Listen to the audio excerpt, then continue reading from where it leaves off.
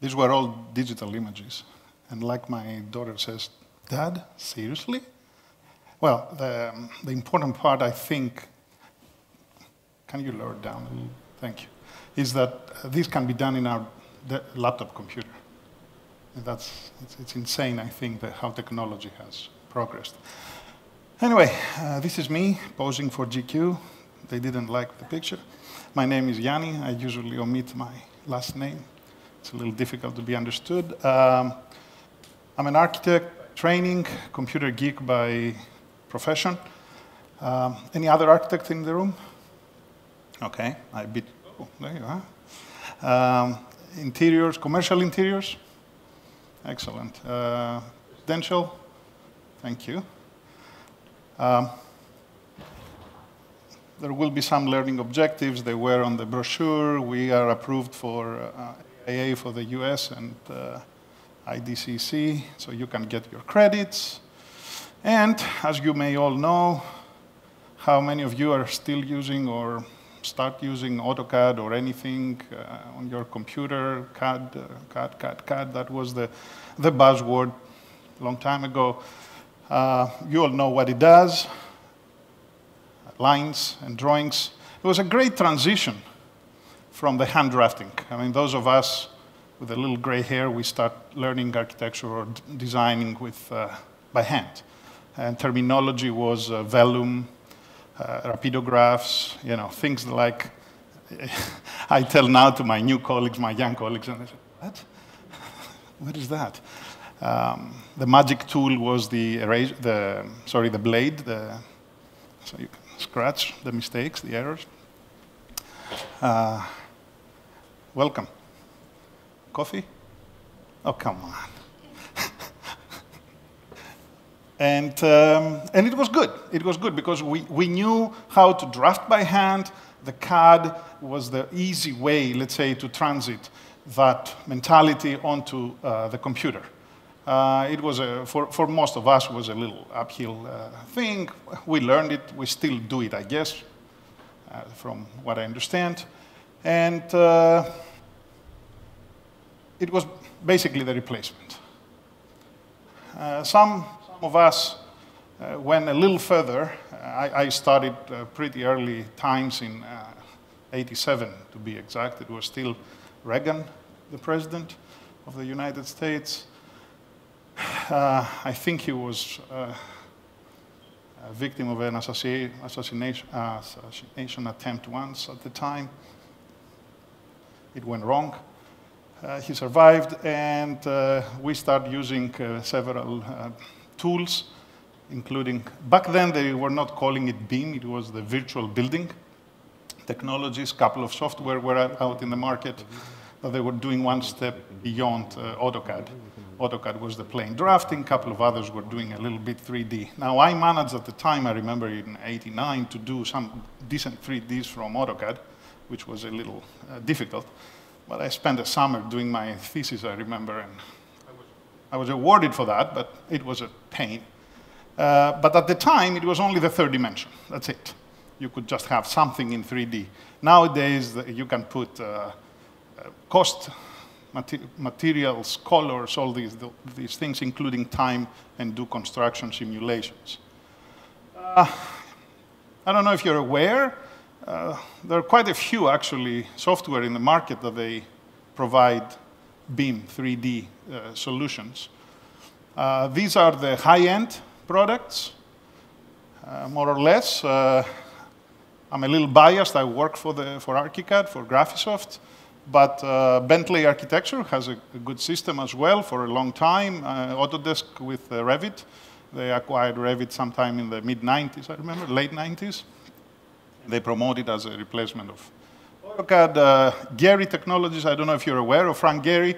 I think he did something here as well. Because he was doing all these structures, he wanted himself to have a software capacity to do it. At the time, he didn't know what to use, so he picked a software from the industrial side. It's from a French manufacturer, Dassault Systèmes. They use it for Boeing and for manufacturers of cars, etc. And they altered it inside their architectural company. I mean, they went to that extent. They tried to sell it, it didn't work that much. Vectorworks from Nemetschek is pretty good, and you may know other ones, some smaller scale software. So it's not only one, there is a lot of. But what is important, and I'm going to start underlining a couple of things here. Sorry for the letters, because it's all lines here. It's very fast pace. So you learn something today, in a few months, there will be something newer to learn. That is a fact. Even for us, for me that I'm in the industry for so long, I cannot follow up anymore. I mean, I have to focus on some things. And especially when you're out on the field or in the office trying to do your job, it's almost impossible. But the clients learned. They know the tricks, and they demand faster results for the same fee.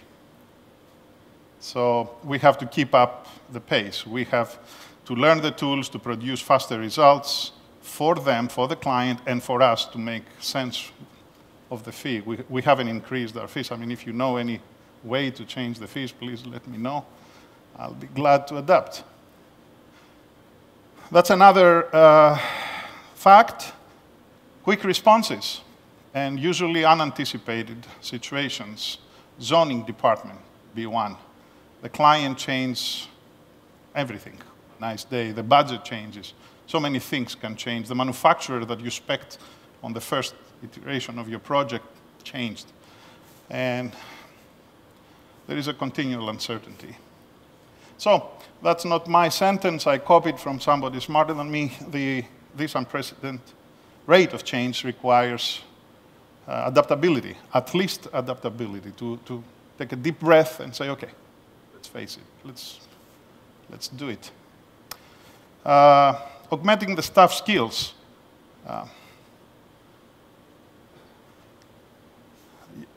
How many of you have tried any 3D, any BIM software, or have you worked with another professional? Okay, quite. What you'll realize if you face it, or you didn't do it already because you think, and you know maybe, that it requires a much richer level of detail. You have to be more precise. You cannot mess it up. You cannot fuss it up a little bit. You need to know what you're doing. That's essential, especially when you're working in a collaborative environment with another architect or a developer or builder that has a cocoon that everything has to fit in there. This is very critical. You cannot let it to the builder anymore. You have to know what you're doing. It has its advantages, but the detailing, it's critical to know every means and methods. So, for our experience as a software provider, we have found that training is the greatest return on investment. Software is relatively cheap, even the most expensive software. Say, I don't know how much it sells, $6,000 a piece. Somebody say, oh my God, that's a lot of money. Still, with $100 an hour billable, it's 50 hours. It's less than a month, about a month worth of work, a hard month. So actually, the training that you may need to augment that difference is much more valuable than the software itself. You know, if you save, let's say, 10 hours a month by knowing your software better, the software itself pays off immediately, and then the gains are achievable. Now, the pitfalls for those they tried or for those they don't want to try. It's also critical. Unnecessary modeling. People tend to put too much information that is not needed. Depending on the phase you are, and because you have everything in front of you, you try to do everything in the schematic design phase. Instead of blocking something, you try to put the right, I don't know, door or the right chair, rather than put a very schematic. The file size also can be a trouble. We found designers, you may saw earlier those videos that somebody was picking from the internet, a 3D image of even a chair. I was checking actually yesterday, Herman Miller has all their files in CAD, all their chairs and objects in CAD and BIM format online. And the Aeron chair by itself is something like 3-4 megabytes, one chair. So if you put a conference room with a dozen chairs, then you have something like 50, 60 megabytes, just the chairs of the room. And because they're so complex in geometry, the moment you turn to do a fancy rendering, like you saw earlier, then you go into those weird things, the polygon count and all these geeky things that you call the rep and say, it doesn't work, it's stuck. And, well, that's the inconsistency. The owner, the manufacturer, will give you a very detailed file that you don't need. Same with a light or leer. They will give you a very detailed light fixture. At least in the beginning, or 90% of the project, you just need a can, just a little cylinder. You don't need the full detail of this. The level of detail. Same like before. Too much stuff, too much detail from the beginning that you don't need. And of course, the workflow, to keep pace what you do versus what you need to do, and how much fee you have available for each phase. So the benefits you may know. The ideal world BIM is that famous integrated project delivery where the builder, the contractor, the architect, the interior designer, the owner, eventually the other engineers will work in the same file structure. That's not happening. Sometimes it does, files going around between offices. Quite often, files are being flattened. So somebody does a nice 3D, but then just sends you the floor plan. Or even if they send you the 3D, there are some translations happening. Don't get discouraged.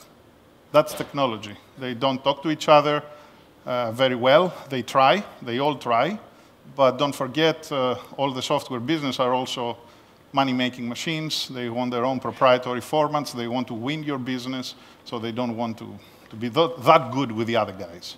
But there's always something in the middle to make it work.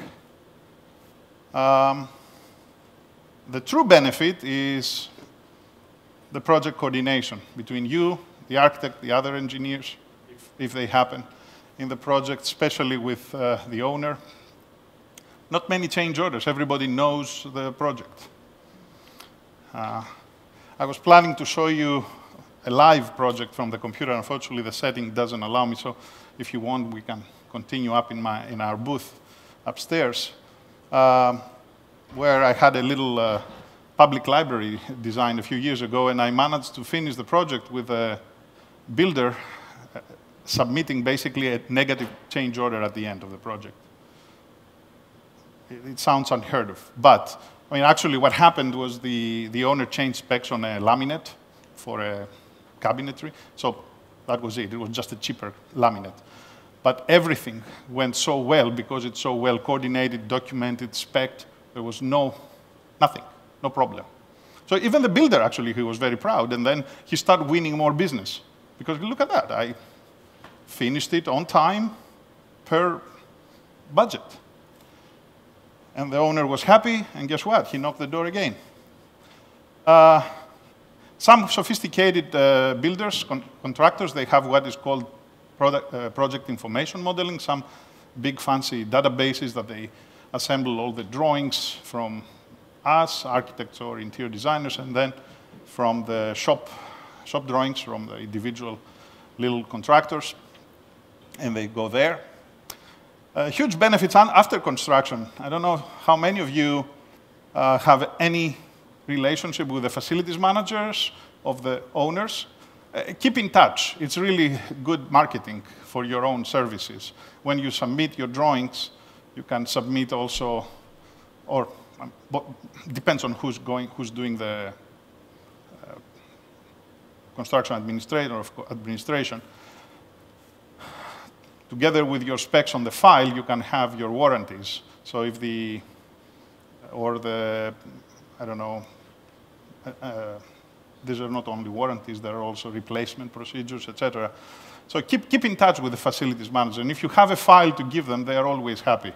They may never use it. They may be very backwards people with just an Excel spreadsheet. Still, if you keep in touch with them, the owner understands that he paid a little extra. As a result, that's usually the motto: win business and stay in business. I guess some of you, you're here just because you think that you need to do something to stay in business. I'm going to go to some, unfortunately, screenshots, some static pictures of a project. This was an interior remodeling of a space in California from a nice friend of us. It was a warehouse, empty, or I don't know what was there to demo. And one of these startup film production companies leased it, and they wanted a new fancy space. How many of you do projects like this? Is that your sphere of influence? The first thing is a kind of a bubble diagram to show the client where things could be. Now, starting with a decent BIM application, those bubble diagrams are included in the BIM. They're not lines. They are little blobs, little things that the immediate next step is to convert them to what is called zones or spaces or whatever it is within the software terminology. But it becomes now a 3D block that carries a lot of information, or we can attach a lot of information throughout the course of the project. So the first thing we count, of course, is square feet or square meters. And of course, titles, etc. So meet the programming. That's the first part. At the same time, we can use these same blocks to start shaping the space. And even start attaching some material on the perimeter of these zones. Then we take the same zones and we outline them with a wall. The wall can be full height, can be half height, depends on your configuration. But now the projects start taking real shape and becoming more live. We're still working on the floor plan. That's what, at least, we know. I have people starting projects in 3D. I cannot do that. I'm old dog. My daughter, I know, she starts doing things directly in 3D. How she does it, I don't know. But she plays those games that she kills other people online very well. I don't know. And of course, all these things are updating, so we always keep track how's the programming doing, so we didn't lose any of the programming.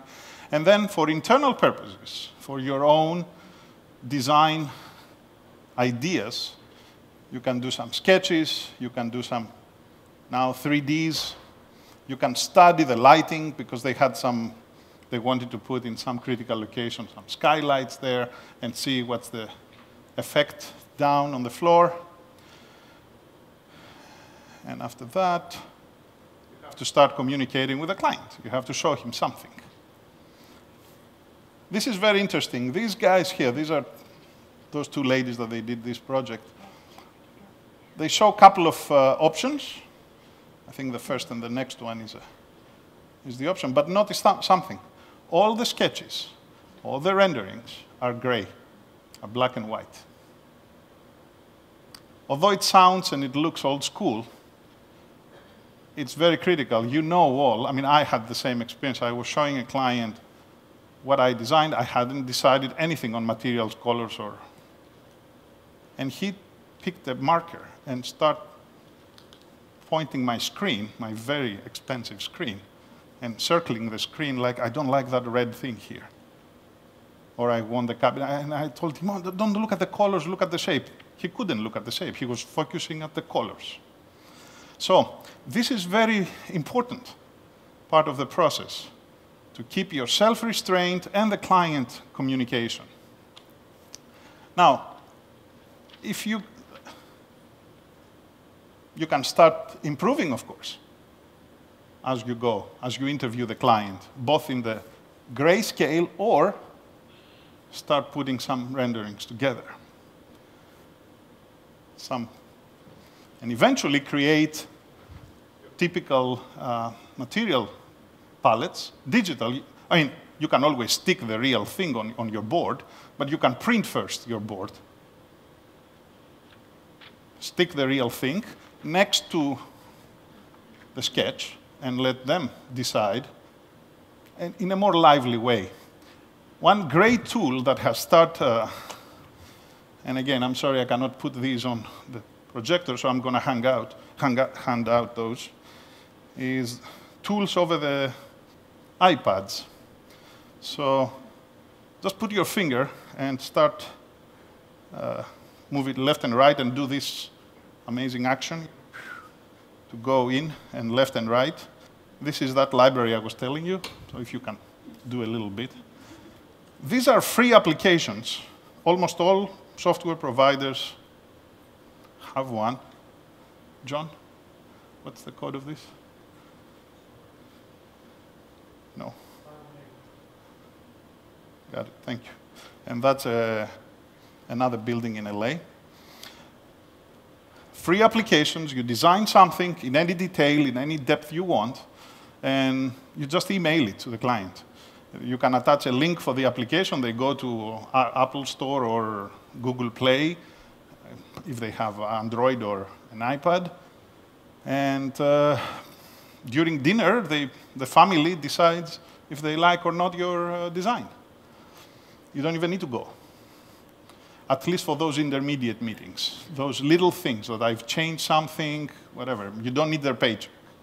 Obviously, when you will still need to have a first-hand meeting. I think these are extremely good communication tools. They can go on. I mean, you can improve them. Actually, we have a website where you upload the file on the web, on the cloud, whatever, call it, and then you send that link to the client. So every time you upload a different option or a different version of your file, on the client's iPad comes a little bubble, a red bubble. You have an update, you know, like an app. So, whoa, my designer sent me an update. Feel excited. You can do it every day, if they like it, you know. It can go on. You can include the documentation, the 2D set, if you want to send it to the builder as well. And that's actually a very cool thing. And I've done it in the past, even now, actually. The general contractor has an iPad on site. Something goes wrong. He sends you, he calls you literally what's happening, and you can do it live, literally. You can change something, show him something, put a little sketch, update that file, and he will update his own application right on the spot. I mean, it's not space age, it's happening. Especially in big commercial construction, this is, I'm waiting actually to see the carpenter with an iPad, you know, those fancy things they have here, so he will be looking here and pound nails on the wall, and that will happen soon. So, you can show also either on the iPads or on prints or on a screen in the comfort of your office the different options. I mean, here, the two yellows, so they can make their decision. The project progresses, so the detail becomes more apparent. The quality of the renderings and everything can become higher. And this, you can see, this is something relatively easy. You don't need to go to those amazing renderings you saw in the first videos, because they cost time and money. You have to leave computers running overnight. And you need to know, of course, the perfect settings of the software. But this is really easy. I mean, this is like down, render it. So this is achievable almost from the beginning. And that's back to that statement I said before, how much information you throw in and how much time you spend. The other part is communicating with the consultants, the other consultants, the HVAC guys, the electrician, the plumbers, whatever, and the documentation needed if, for any reason, you need to to pull permits. The 3D axonometrics, they have become everyday job in the BIM world. So you can easily show what's your intention Where is your mechanical attic? Right there, above that little conference room in the middle of this space. Otherwise, you would need 2 sections and, I don't know, 2 floor plans possibly. That's also a nice idea for those of us also with gray hair. Remember the light tables? We're putting a drawing and then the other drawing above. You know, you don't need that anymore. You just take the PDF or the DWG, whatever, from the plumber or the electrician or the HVAC guy, trace it. Literally, that little red you see, it's a little button that says change the color and the transparency of that second file, and see that I don't have a beam right where I put my toilet up above, or in this case, where the ductwork goes. Schedules, that's it's a little difficult to see, but this is a door schedule, completely automatic. It corresponds exactly with each and every door. Maybe not for everybody. The bread and butter, most architects have to do that, but quite often some interior designs, you need to produce door schedules. And then, so the numbers, the dimensions, of course, they're all automatic. The last 2 columns are usually empty columns that you can go for the hardware schedule or some specific notes if you need to do. You just type it, like you type in Excel. And goes back to the real door. Real meaning virtually real. On the left, several details for doors and windows, and you see more here. I'm going to pause for a moment, especially, you know, the typical ADA detail you need to put on every sheet, etc. These are the previous ones and those on the bottom, the accessibility details, were old DWG details from your legacy files that you already have.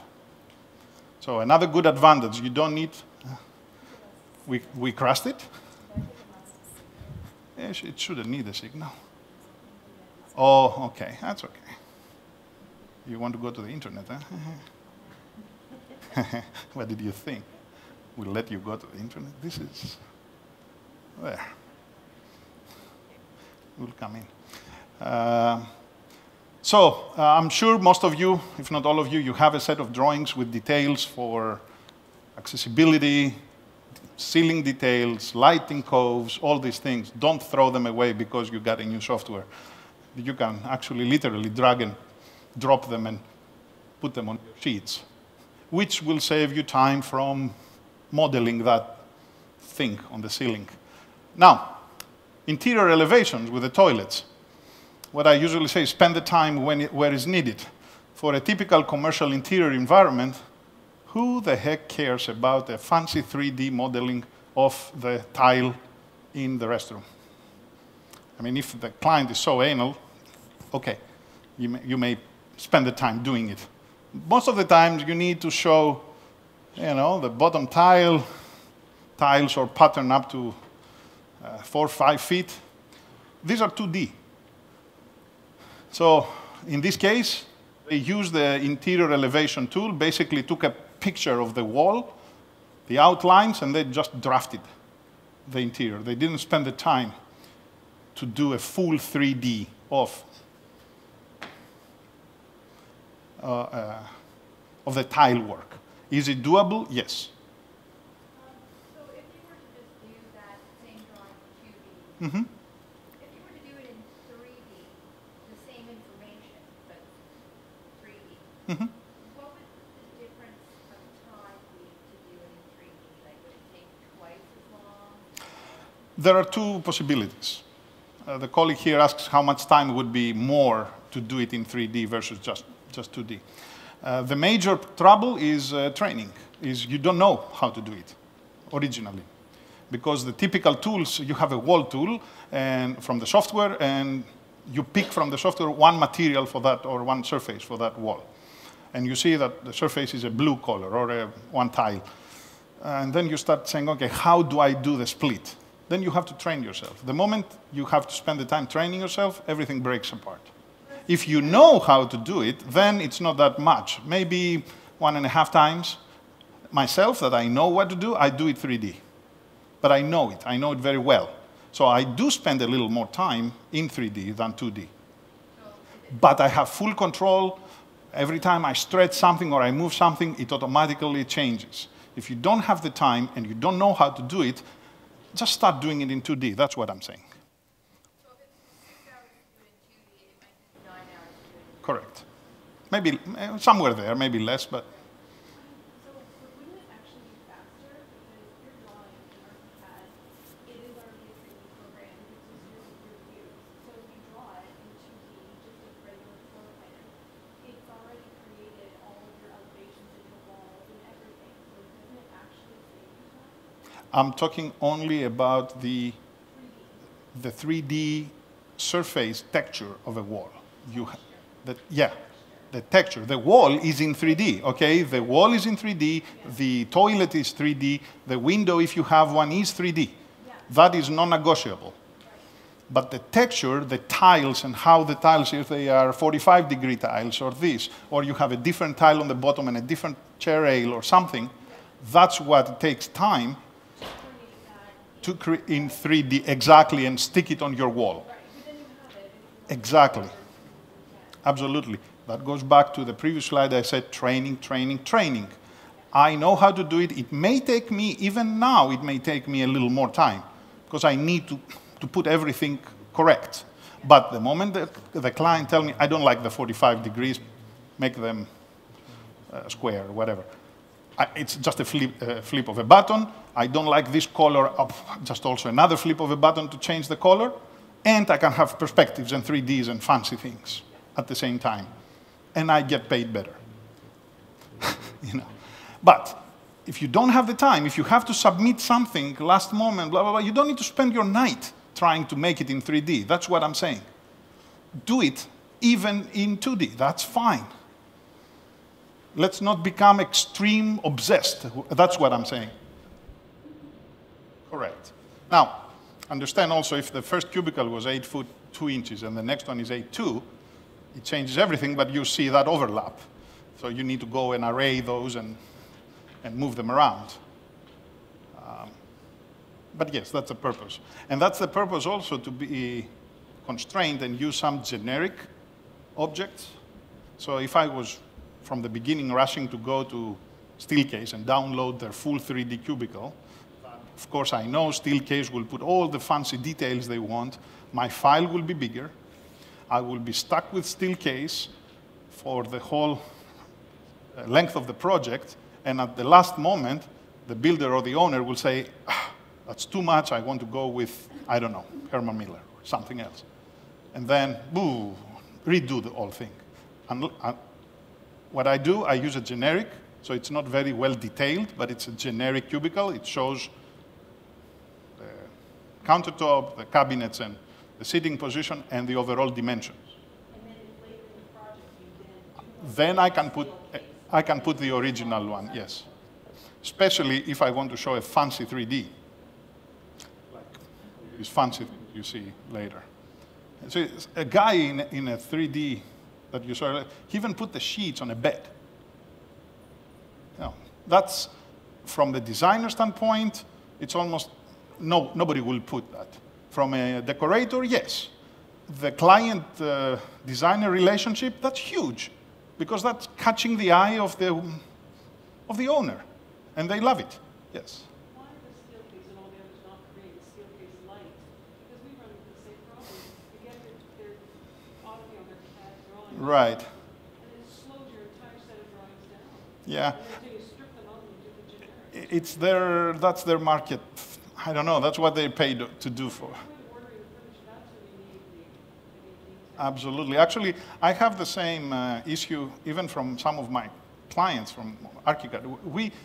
Where you go all over, you will see AutoCAD, sometimes SketchUp, which we usually recommend to use. If you want something fast and easy, use SketchUp. And if a manufacturer has it in SketchUp, it's much better. We import SketchUp directly to ArchiCAD, and it's much faster and easy. But most manufacturers say, okay, what's the most common tool is Revit. Okay, let's make it in Revit. And they make a full-blown thing in Revit. Okay, they satisfied a marketing check mark. They didn't satisfy the real need of the architect or the designer. As a result, they have overblown files.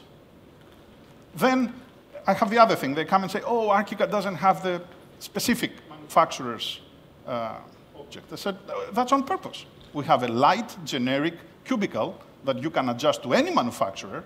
I have a, ADA grab bar that you can do anything you wish, whatever the 2, 3 major manufacturers are there. And if that is your final, then use it. Download it from SketchUp or from whatever. Actually, again, I cannot show you, but I usually use an example from Kohler. Kohler has all their library in SketchUp. Very good, very well-designed library. Now, if I had every toilet, which is very expensive in terms of polygons and huge object by default, oh, my files will be huge and difficult even to move around in 3D. I use a generic, and at the end, I drag and drop the real thing. And I don't do it all over. I do 1 or 2, where my camera sits. I had a case of an architect that says, oh, my electrical engineer sent back a drawing. I cannot even open it. It's 500 megabytes. It cannot open in 3D from Revit. I said, OK, let's see it. We opened it up in our own computer with hard time, to be honest. It had, I don't remember what brand was the light fixture. It had all these little details, the hangers, the little things of the can, including the light cones.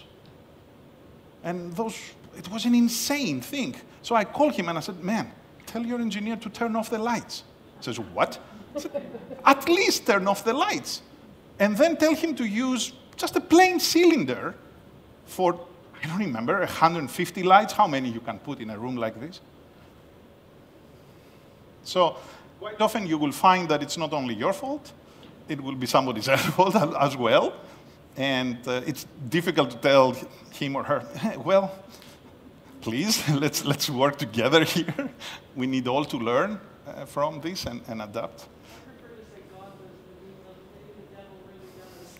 I know. I love details. But this is the end, my last slide, so we can talk for another 5 minutes or talk earlier. This was a happy client. You can see the design, the reality followed the design 100%. So that's another thing. Now, for example, the Mies van der Rohe of Farnsworth House outside Chicago. God lives in the details. That's a fancy modern house for those you're not, all architects are very obsessed sometimes with this house. I learned recently, actually, that Mrs. Farnsworth, the owner of the house, she didn't like it. She wanted to fire him, or not to fire him, she didn't want to pay him, actually, at the end. Of course, it ran over budget, etc. And she went to court. And it's the first, of what I know, court decision that says that, well, you have to accept that he's an artist as well as an architect. So, yeah, it has a lot of glass, and you need to pull the curtains when you change or you sleep. But it's an artistic intention. So details with art can coexist, and the jury can say, good, you're worth it your fee. Anyway, those side stories. He did get paid, yes. But eventually became more famous, actually, from that. Although, I don't know, nowadays it looks like it's easier for big-name prima donnas to become richer rather than those days. Most of these guys were basically academics. They were teaching at schools. Now, Lipsky doesn't need to teach at any school. It's good. He gets a good fee, or Zaha Hadid, which I faced actually recently, a project of hers for Tokyo, and it's just insane. Insane. First of all, the fee that she's asking, and then everything else. So, again, please, if any questions. Could you talk briefly about what are the particular strengths of ArchiCAD, and if you know the other software pieces, what you feel their strengths or weaknesses are? Well, although it's a little tricky point in a conversation like this, we have to be a little balanced, fair and balanced. Fox News. We do it for the longest time. We are the oldest software in the market, so we have an advantage of experience, I should say, at least. The second is we are, Vectorworks is also in Mac as well as PCs. So we have, actually, right now the majority of our users, about 60%, is on the Mac. Most designers, architects, they love their little Mac, so it's a good opportunity there. It's faster. We haven't spent it much time for the 3D to respond much faster. And, but I don't want to say that the other software is not good enough. They will do the job as well. I'm biased, so please excuse that. And we can use referrals rather than my words. Okay? If you're used to doing drawings in AutoCAD, and then you're adapting to one of these new softwares, are the commands, is it a smooth transition, or is it like learning a whole other? Well, that's a very nice question. Amazingly enough, because we do that all the time, most of our users come from AutoCAD world. We even have a book that we call it ArchiCAD for AutoCAD users. So, and there is also an online little table that says, okay, that's your command in AutoCAD, that's where you find it in ArchiCAD. Now, understand also most of these commands are for the 2D, not necessarily for the 2D lines, but the 2D manipulation, like the move, array, copy, whatever you do every day, trim, again, I forget sometimes. So these, you can find them easy. Eventually, you will find yourself either using the keystrokes, Command D, Control, I don't know what you use for AutoCAD right now. You can customize your keystrokes. We have a lot of people that they do that. Or you can use palettes, click this and do it. So generally speaking, and it's funny, and the reason it's funny is that we have the best AutoCAD transition rather than Autodesk between AutoCAD and Revit, because Revit and AutoCAD are two different worlds completely.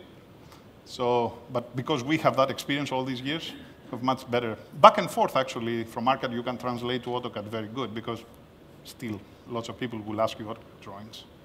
And when you're producing a set of drawings for a contractor to build from, you're still giving him the same information that you would in AutoCAD. It's still 2D drawings that are dimensioned and detailed in 2D. Correct. So the benefit of the program is purely for a presentation and an understanding of the spaces that you're creating. That's the benefit. You still have to have the 2D. That's a conventional, a contractual possibly in some cases. Now for an interior decorator, maybe it's not a contractual issue, but for a design or an architect, yes, it is. But the extra information, either on the drawing or aside, that's the benefit. One is the presentation for both the client or the builder. They understand. Second is understanding, that all parties understand what you mean. With one 3D, one picture, so many words, they know your intentions. The design intent is much more easy to communicate, both construction-wise or pleasing the owner's demands. Built to budget. So you. Because you know what you're doing, you have full control of what there is no unresolved space. It's so easy to identify. You do a little loop around your building, and you see it. It's in front of you. I can go to weird stories. I remember I had a guy, I was in my office, he was calling me from the field, and he was fishing a duct in the attic, and he calls me in a panic. He says, it doesn't fit. I said, no way, I know it fits. I did it in 3D, I know it fits. He said, no, it doesn't fit. I said, okay, where are you? He says, I'm third truss from the attic access. Okay, turn on my computer, I see where he is. I said, okay, go from this bay, 2 trusses over, and then turn left. How do you know? I said, sorry, I know.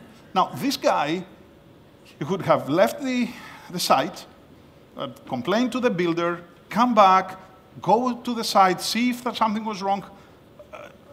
Maybe not. Maybe somebody would be there to tell him what to do. It was just a phone call right on the spot with his cell phone in the attic. That was, to my understanding, it's a better building. Somebody saved money. It happened per design. He didn't cut corners. He didn't try to do something else. Now, the qualities is your design, of course. You cannot change that. You're the designer. I'm sorry, I have to respect the next. Thank you much. The next presenter, thank you. Thanks for all for coming.